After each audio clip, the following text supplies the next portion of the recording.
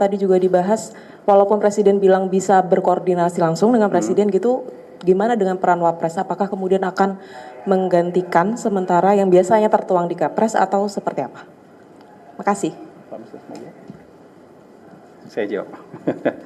Jadi seperti biasa tentu nanti ketika Presiden menjalankan tugas ke luar negeri, maka Wakil Presiden akan diserahkan tugas untuk menjalankan tugas-tugas Presiden mengelola pemerintahan. Gitu. Jadi tadi juga beliau sarankan tadi jangan sungkan-sungkan untuk mendengar masukan dari menteri-menteri gitu. Jadi beliau juga kasih arahan soal itu tadi.